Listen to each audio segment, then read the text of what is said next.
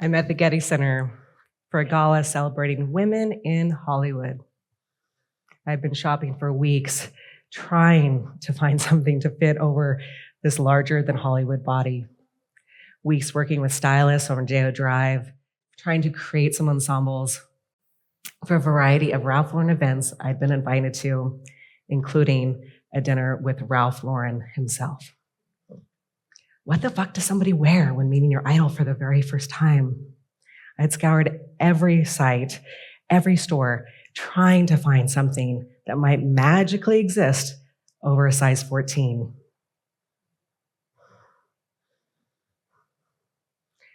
We're standing in the celebrity photo line. My friend with the gorgeous yoga body and the wrinkled dress she bought that afternoon walks forward and the cameras start flashing.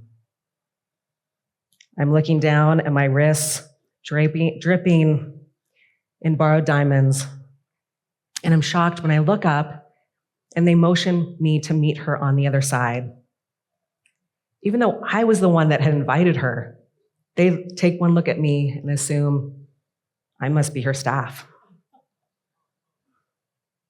I look around and there's no one that looks like me. They had carefully selected each of the women they were being honored. There was one Caucasian, one African American, one Asian, even one elder, but none of them were above a size 4. Is this what women's empowerment in the States looks like these days?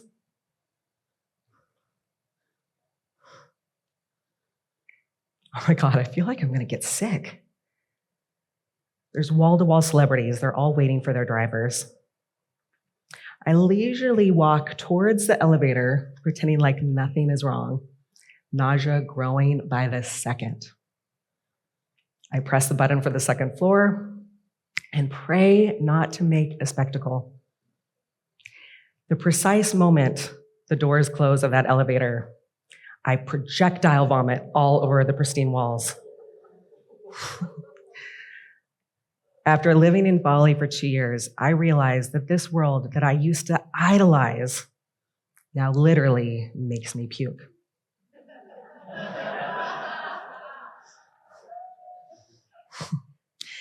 Now, I had been obsessed with Ralph Lauren since I can remember. My mom was an interior designer, and every single season she would drive us 3 hours to see their new vignettes. She would go up to the second floor to see the home collection, and I would spend hours on the first floor dreaming of my future dream wardrobe. Ralph would become my greatest teacher of design. I was like this little sponge, just devouring everything. If you were to ask me as a little kid what I was going to be when I grew up, I would say I would have a line like his one day. I would envision these beautiful homes dripping in these exotic fabrics with big fluffy pillows, and this beautiful woman walking through the scene, draped in my creations. Clear as day, this would be my destiny. And then I completely forgot about it.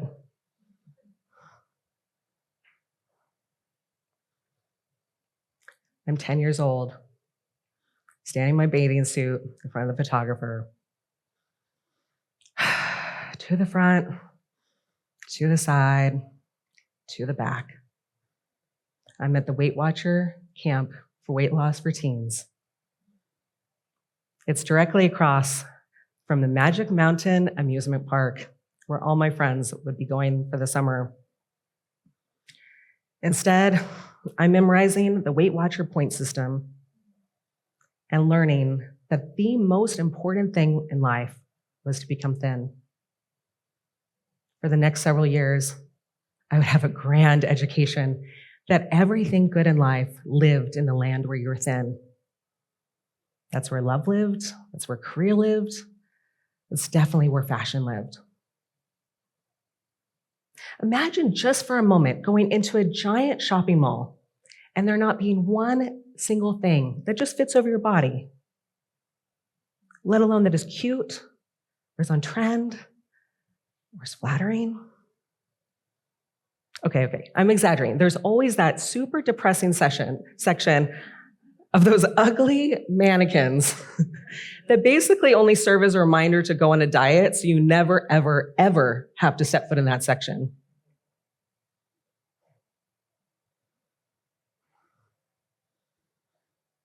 I'm sobbing. Everyone from the retreat is surrounding me. I realize that I had spent half my life on a diet and the other half gaining it back. It had been this endless cycle, getting really close to my dreaded number and then doing whatever it takes to stop life until I lose the 20 pounds, followed by a shopping spree. About 1 week later, I would begin to gain it back. So for about 1 week a year, I would look, as the French would say, incroyable.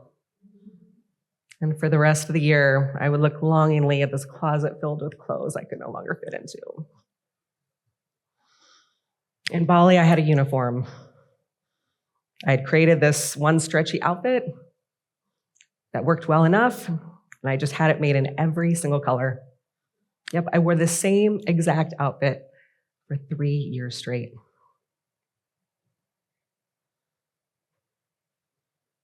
Back at the retreat, as tears are just coming down my face, one of the most gorgeous men in the circle says to me, "It sounds like you have this story that no one would ever date you at this size."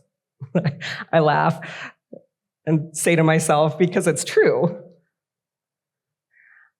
I remember this time when I was about 25, when I was dating this guy. We're sitting across the table from each other, and he looks at me and he says, "How are you this beautiful and this fat?" I'm going to tell you what no man will ever tell you. No one will ever date you at this size. The gorgeous man sees me shrink at his question and offers me some advice that would actually change my life. He says, "I dare you not to give a fuck. Eat the chocolate cake. Never go to the gym if you don't want to, but show off the damn body." He said, I used to date someone your size. Everyone wanted her. She just simply owned who she was. She used to order 2 pieces of chocolate cake and say, "You get to enjoy watching me eat it."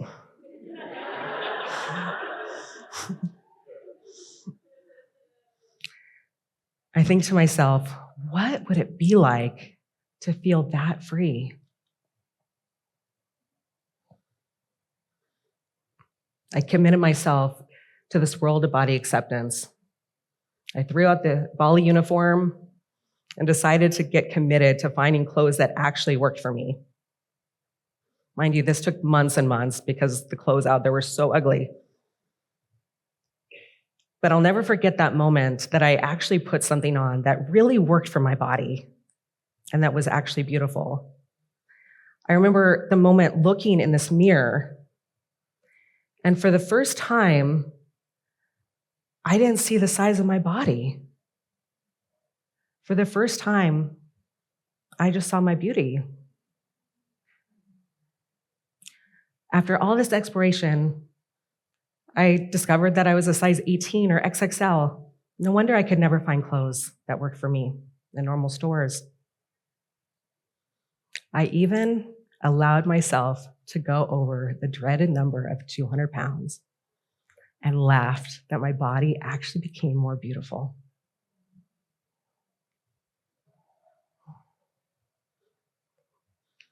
Soon after that, I would attend my first ever pool party. I was laughing, dancing, in a swimsuit, flirting with everyone. And this woman who was also plus size, she comes up to me with tears in her eyes. She says, "How did you break the code?" I tell her, what we don't realize is that everyone else here is suffering as much as we are. Even the ones with the perfect bodies, especially the ones with the perfect bodies. Turns out it's all a lie. Nobody is ever satisfied. I see something change in her. And a few days later, I witness her singing her own music for the very first time in public as two gorgeous men are fanning her with palm leaves. Pretty sure she got the memo. It began to be like this wherever I went. People would approach me and say, "How do you have this much confidence at this size?" And then there's one last test.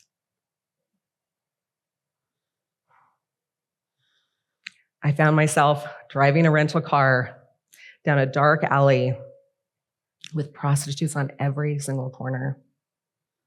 I was trying to find my way to the only pharmacy in South America that had Ozempic in stock. Ozempic was the new miracle diet drug that everyone was talking about and nearly impossible to find.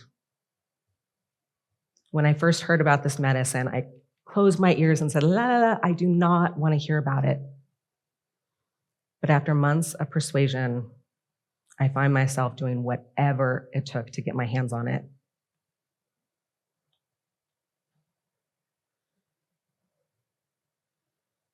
I'm in fetal position, panic attacks rolling through my body.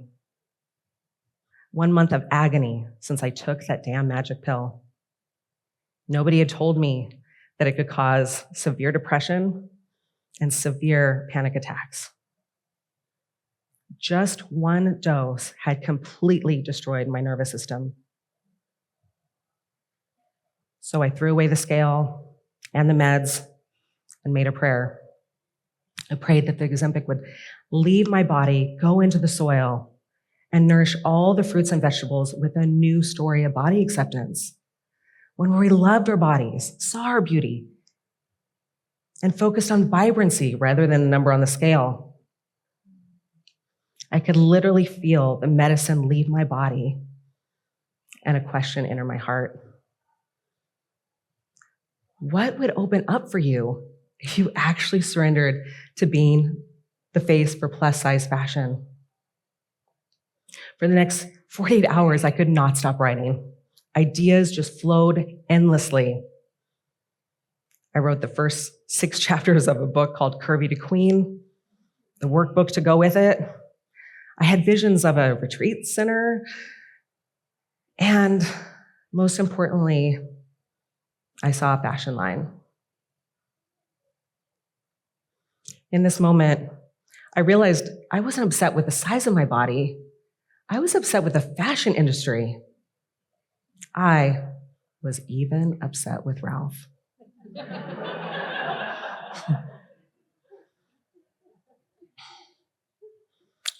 In his fashion show with over 100 models, there was only one plus-size model wearing the most boring thing in the entire collection, jeans and a boxy fleece thing, while everyone else strutted around in elaborate sexiness.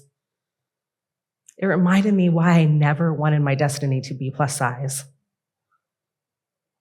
So I set out to change it.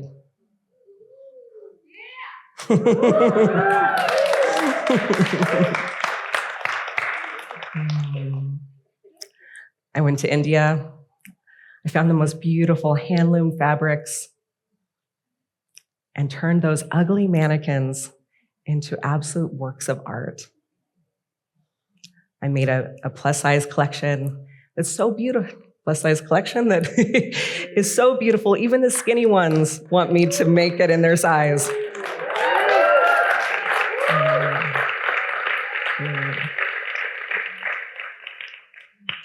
My mission, to show the curvy community that we too can be the most beautiful ones in the room.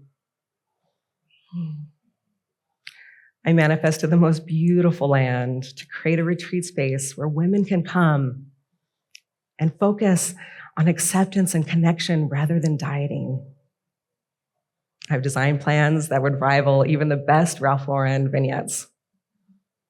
And I have the best wardrobe I've ever had in my life because every single thing fits.